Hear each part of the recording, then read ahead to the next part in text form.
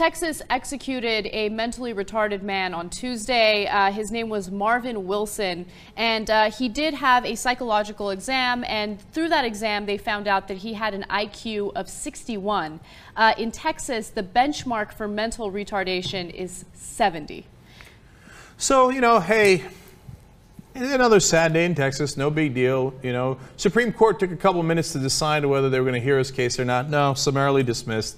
Not going to hear the case. But wait a minute, there's a 2002 Supreme Court case that says it's unconstitutional to execute people who are considered mentally retarded. They say, well, I don't know. Texas says, on one test he was mentally retarded, on another one maybe not. You know what Texas's incredibly dumb standard for execution is on this issue of mental retardation?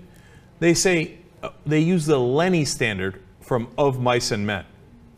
What the hell is that? Lenny's a fictional character.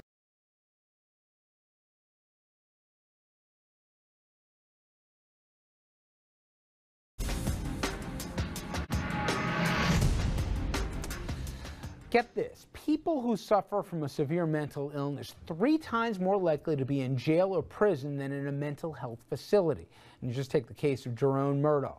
He, the former Marine, who was jailed at Rikers after he was caught trespassing, literally sleeping on a stoop of a local housing complex. Officials say he was trying to escape the cold. Nobody debates it.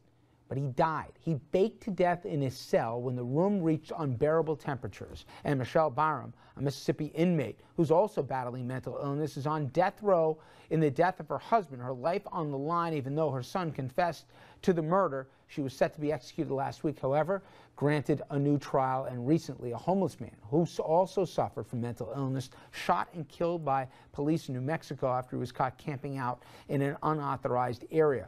Police there have many claims against the cops at this point. But Jimmy, we see this time after time. You hear from people from the prosecution side of it. You hear from people even on the correction officers in the jails themselves saying, we know these guys don't belong here, but more and more it's falling on our plates. But we're not ill-equipped to deal with these people. We have devised programs for people who are drug addicts, people who have all sorts of problems. There is a mental health court that is finally being established where you put people into these clinics and we try to help them.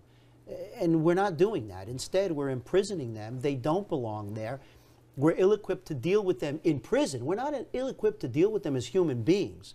We're just not paying enough attention to doing that. But we're certainly ill-equipped to deal with them while they're incarcerated. And that's why in 2013, you had 55 suicides within the prison system alone. And forget about all the other deaths. We're seeing this across the spectrum. We saw the case, that tragic case where a congressman's son, remember the 60 Minutes profile, the congressman's son, he knew the kid was a threat to himself and others, but they wouldn't hold him because they've cut back so much on funding here, facilities for these people, and they can't hold him anymore. And the ERs are the place of last refuge. But for people who think, oh, this is playing out in the courtrooms. I've heard judges talk about how outrageous it is. The prisons are saying that and I've heard attorneys say he doesn't belong here. And the prosecutor says, I'm with you, but what can I do? That's right. That's right. And again, nobody knows what to do. So let's all play it safe, because let's face it, the judges are scared to let them out because if something happens, they'll get the bad publicity. Everybody's scared to make a bold move and deal with these people effectively